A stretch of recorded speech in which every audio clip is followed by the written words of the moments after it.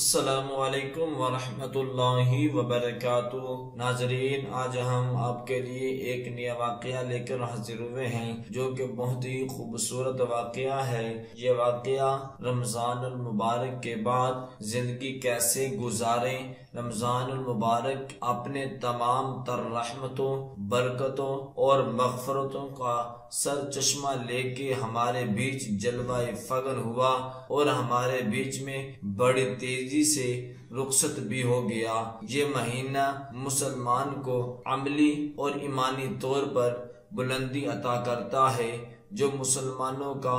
عظیم سرمایہ ہے اور اسلام کا مقصود و مطلوب بھی ہے، جیسے کہ اللہ تبارک و تعالی قرآن مجید میں فرماتے ہیں کہ رمضان کو میں نے آپ لوگوں پہ فرض کیا جس طریقے سے میں نے یہ سابقہ امتوں پر فرض کیا تھا، اور اس ماہ رمضان المبارک کا غرض و غایت یہ ہے کہ اصول تقوی ہوتا ہے کہ اس کے اندر کی سوچ، سمجھ، اخلاق، کردار سب بدل جائے اور رمضان کے بعد صالحی زندگی کے حامل اور اسلام کی تعلیمات کے مطابق ہو۔ یہ وہ مہینہ ہے جس میں اعمال کا درجہ بڑھا دیا جاتا ہے، شیطان جگڑے جاتے ہیں اور ہر طرف رحمت کا نور چھایا ہوتا ہے۔ رمضان المبارک ایک مسلمان کی زندگی میں ٹریننگ کی حیثیت سے کام کرتا ہے، جہاں پر ایک مسلمان کو ایک مہینے کے اندر باقی مہینوں کے لیے تیار کیا جاتا ہے، جس کے اعمال اور جس کی ایمانی قوت کو بڑھا دیا جاتا ہے اور جس کے اندر کے نفس کے شیطان کو بند کیا جاتا ہے اور ایمان کی صلاحیت پروان چڑھتی ہے۔ اس مہینے کا ہر ایک لمحہ رحمت، مغفرت اور برکت سے پر نور ہوتا ہے۔ جہاں شیطان بند ہوتے ہیں تو ایک انسان اپنی ایمانی صلاحیت کو نکھارتا ہے، قرآن کی تلاوت کا اہتمام کرتا ہے، فرض نمازوں اور نوافل کا اہتمام کرتا ہے۔ اس مہینے میں ایک روزے دار سحری اور افطاری کرتا ہے اور دن بھوکا رہ جاتا ہے۔ دن میں وہ گرمی کی شدت سے پیاس کا برداشت ہونا اس کے اندر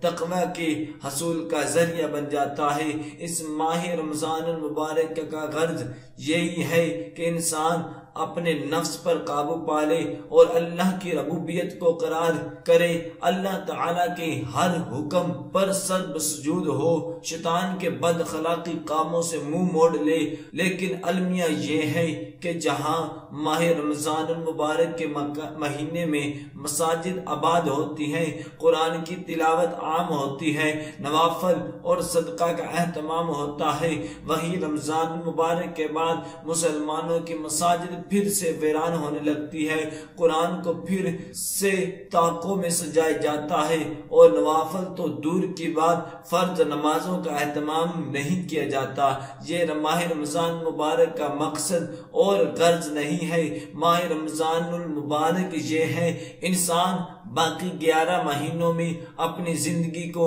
اسی طرح سے گزارے جس طرح ماہ رمضان مبارک کے مہینے گزر رہی تھی۔ ماہ رمضان مبارک میں اس بابرکت کلام کو نازل کیا گیا جو انقلاب اور علم و حکمت سے سرشار ہے، جس کتاب میں دنیا کی تقدیر پہنا ہے، جس کتاب کے ذریعے سے ایک انسان کو فرشتے سے اعلیٰ مقام عطا ہوا۔ اس قرآن مجید کو ہم پھر طاقوں میں پہ سجا لیتے ہیں، اس قرآن مجید کو پھر اگلے ماہ رمضان المبارک کی تلاوت کے لیے ہم غلاف میں بند کر دیتے ہیں، لیکن امت مسلمہ کو یہ زیب نہیں دیتا کہ وہ اس کتاب کو غلاف میں رکھ دے اور عطر کی بارش کرے، بلکہ اس کتاب کا مطالعہ کرنے سے انسان کی زندگی اور اخلاق میں خوشبو آنی چاہیے۔ وہ کتاب جس میں ہماری کامیابی کا راز مضمر ہے۔ ہم اس کتاب کا مطالعہ کرنے سے اپنے خالق حقیقی کا قرب حاصل ہونا چاہیے اور اپنے مقصد وجود کو سمجھنا چاہیے، کیونکہ یہ وہ کتاب ہے جس میں بتایا گیا ہے کہ تم ایک بہترین گروہ جس کو لوگوں کے لیے نکالا گیا ہے تاکہ آپ اچھائی کا حکم دیں اور بدی سے لوگوں کو روکیں اور اللہ پر ایمان لائے، اور اس امت کو زیب نہیں دیتا کہ امت مسلمہ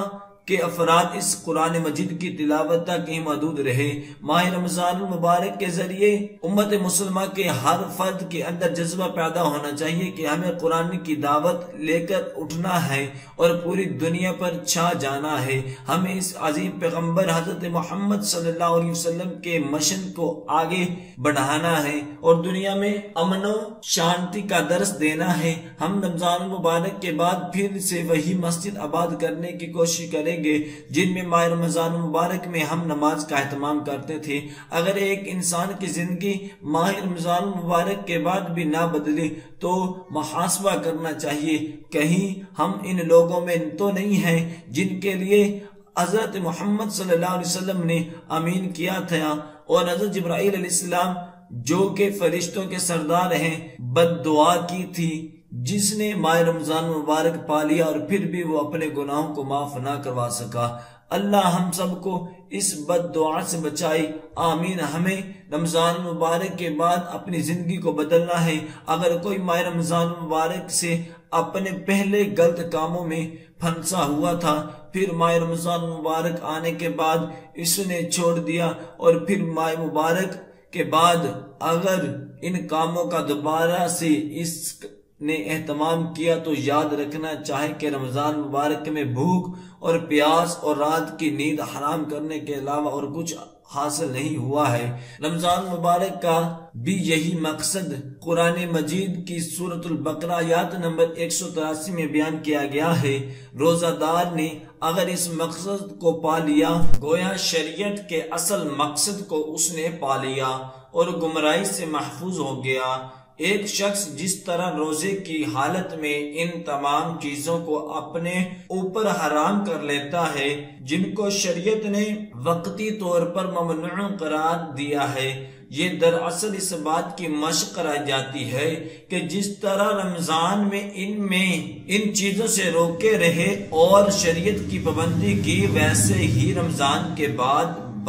ان تمام چیزوں سے روکے رہنا ایک مسلمان کی ذمہ داری ہے جن کو شریعت نے مستقل طور پر حرام قرار دیا ہے۔ اہل ایمان کو چاہیے کہ ممنوعات سے مکمل گریز کرے اور شریعت کا پاس و لحاظ رکھے گے۔ وہ چیزیں جن پر صرف صبح و شام تک پابندی تھی، جب اس پر اس قدر سختی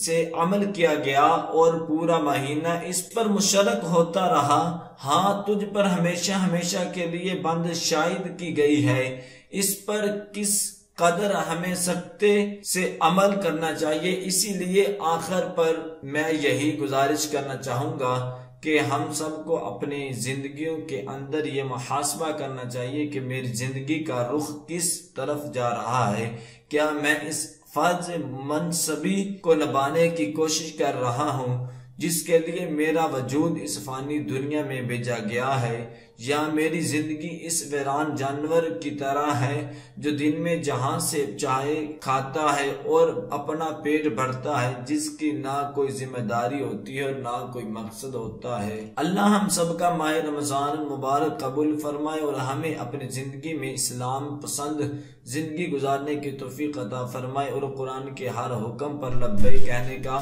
حوصلہ عطا فرمائے۔ آمین ثم آمین۔ دعا ہے کہ اللہ تبارک و تعالی ہم سب کو ان کلمات پر عمل کرنے کی توفیق عطا فرمائے۔ صدق اللہ العظیم۔